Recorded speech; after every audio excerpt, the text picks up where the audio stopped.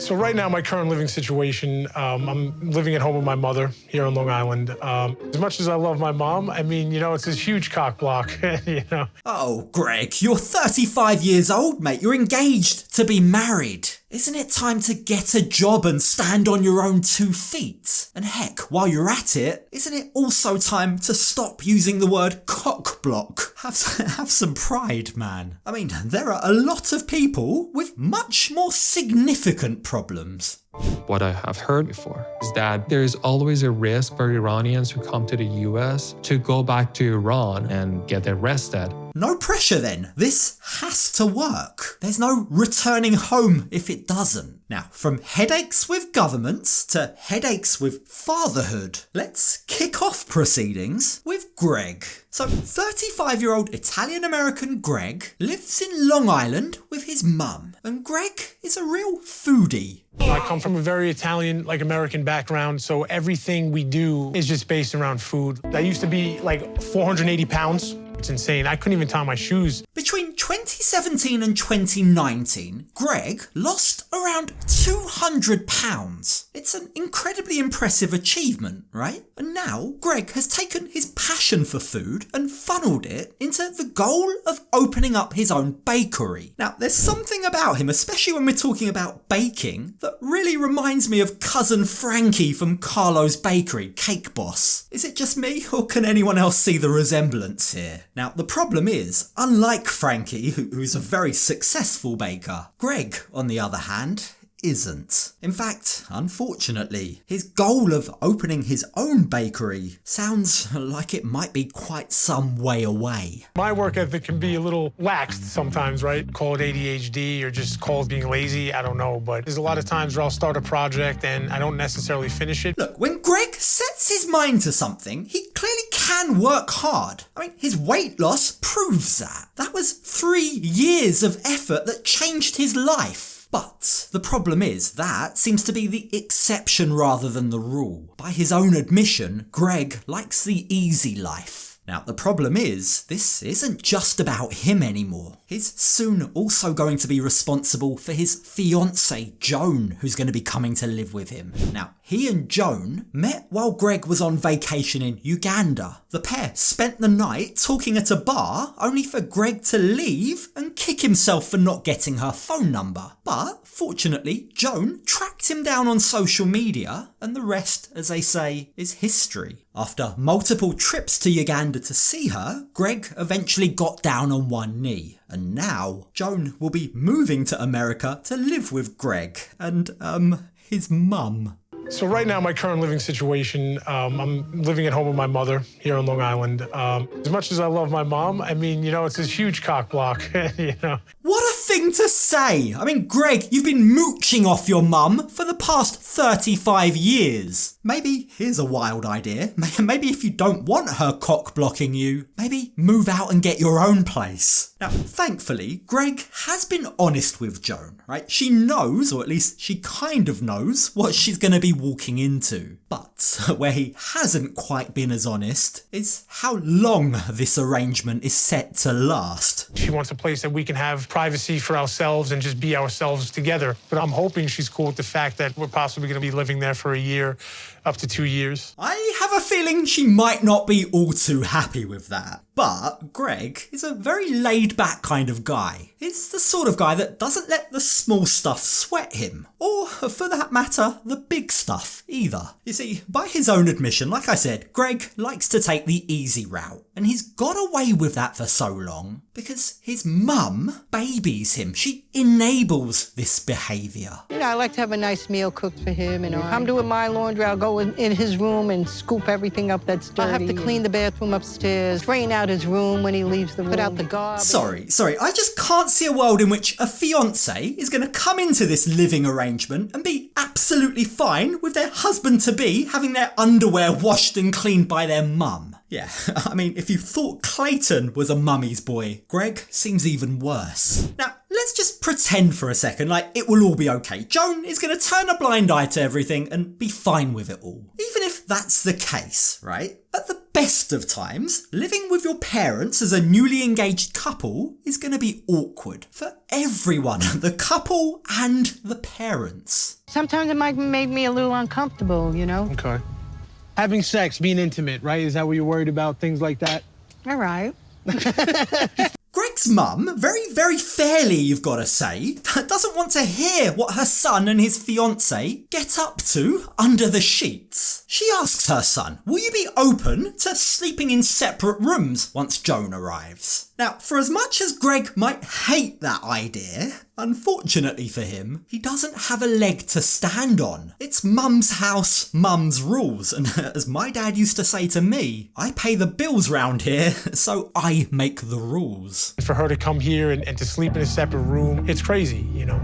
But at the same time, we're not necessarily paying rent, so when she asked me to do something like this, I have to take it very serious. For as uncomfortable as Greg's mum is, and she clearly is very uncomfortable, it'll be very interesting to see whether or not she puts her foot down over this. I mean, from the limited information that we have so far, his mum appears to be the kind of lady that lets her son get away with murder. Will this be the issue that she stands up to him on? It remains to be seen. I mean, I'm sure she thinks she's doing him a favour, but the truth is, all of her support, all of this babying and enabling of Greg hasn't done him any favours whatsoever. Like, take his job as a plumber, for example. He tells us he wants to open a bakery, but right now he kind of maybe sort of works as a plumber. Plumbing is just a means to an end, you know? It's not something I'm very passionate about. Right now, my customers are just friends and family mainly, and also like friends of friends. Plumbing seems to be his main source of income, but it's only ever something he does when he gets a text from a friend. That must be nice, hey? No need to make a living if you don't have any bills or rent to pay. But as we join Greg as he's helping a friend of his fix her dishwasher, we actually learn that Joan is the complete opposite of Greg. She appears to be a real high achiever. In fact, she's the one sacrificing her career to be with him. In her country, she actually is the director of a non-profit organization, an NGO. Oh, wow. And she does have a bachelor's degree in marketing and finance, so she's relatively well off. Oh dear, it's getting worse and worse, isn't it? In addition to living with his mum, Joan is probably not going to be too impressed with Greg's work ethic either. I mean, it's one thing to hear about it hypothetically, but actually seeing it in person is a totally different ballgame. Like, it's a real worry, isn't it? Joan is going to find herself in America without the ability to work, without any source of income, and she's going to be reliant, financially dependent on a man who wakes up every morning not knowing whether or not he's going to get a text message offering him work that day. Yeah, it's high time you got your act together, Greg. So what exactly is your plan? She can't work until we get that green card and stuff like that, so it definitely is going to be all on me. I'm really working on the bakery. All of my eggs are going in one basket, Greg tells us. I'm putting all of my efforts into establishing a bakery. Now, there are quite a few problems with that. For a start, is it even feasible? Like, where's he getting the capital to start a bakery? Is he going to rent a premises? Like, how's he going to afford that? But also, by the sounds of it, he's banking on the bakery being an instant success. Now, that may happen, but realistically, it probably won't. Bakeries, in fact, food businesses in general, have some of the highest failure rates for any kind of business. And on top of that, just to add to that, have you ever seen a baker's working hours? They get up at like 3 in the morning. That's not exactly ideal for his poor fiancée, is it? What, like the guy's going to come back from work exhausted and want to be in bed by like 8 p.m, isn't he? How long is he going to be able to keep that up for if up until now all he's chosen is the easy life? It really doesn't look good. But there is a silver lining to all of this. Whether it's his own bakery or whether it's something else, Greg has at least finally realised that he's got to grow up. You know, I'm not living in regret, and I feel like I should have took things more serious, but that's where I'm at right now, and that's the reality. Now, speaking of reality, let's check in with Juan and Jessica. And it's safe to say, Juan is in for a shock. He's about to get a crash course on the reality of fatherhood. You see, having only just landed in the States, the plan for tonight, rather than driving back home, is to spend the night in a hotel. All of them in one room. Yep, you've got 2 hyperactive boys, a crying baby, and his fiancée that he was hoping he'd be able to be intimate with. But yeah, no chance. I'm not feeling overwhelmed yet. This is my first night. I know they're kids and kids are like that. At least they feel comfy with me around and I think that's a good sign. I think it's a real green flag that Juan cares whether or not the kids are comfortable with him. But his optimistic attitude kind of swirls down the drain the next day when he makes it to Wyoming and sees where he's actually going to be living. Smells like cow poop. You'll get used to it. You see, for as much as he appreciated the banner that awaited him and all of Jessica's homely touches, what he wasn't prepared for was the bedroom situation. Here's our bedroom. So no door. No door. Doorless. Doorless bedroom.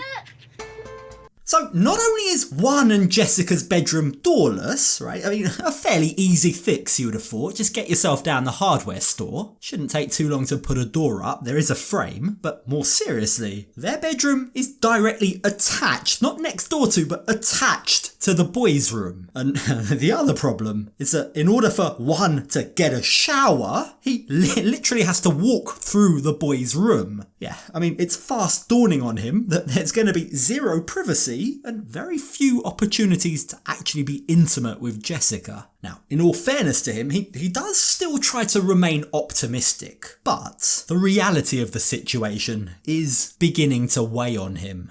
Jessica definitely told me that, look, there's a little privacy, but I wasn't imagining this little, There is not even a little privacy. There's no privacy.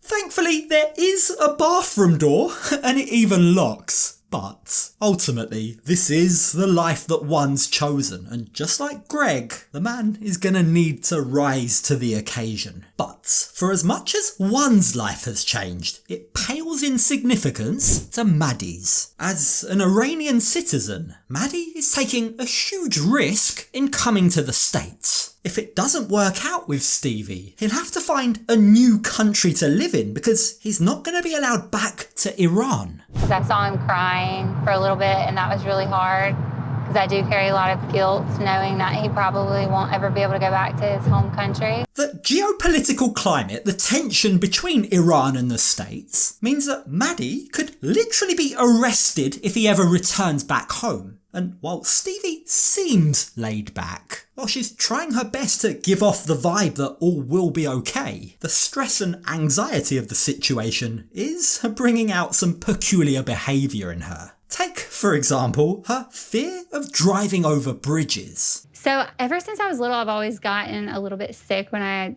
drive on bridges. Sometimes I throw up, sometimes I don't. So I'm hoping today I won't be too anxious. Didn't realise that was a real thing?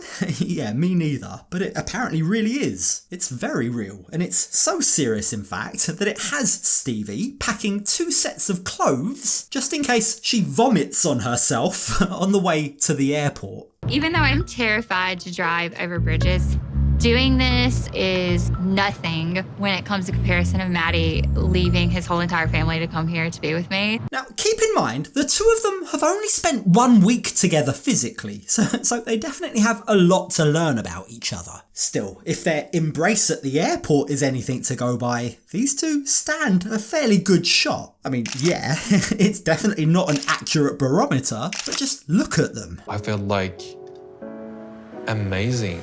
She wasn't just a person for me there.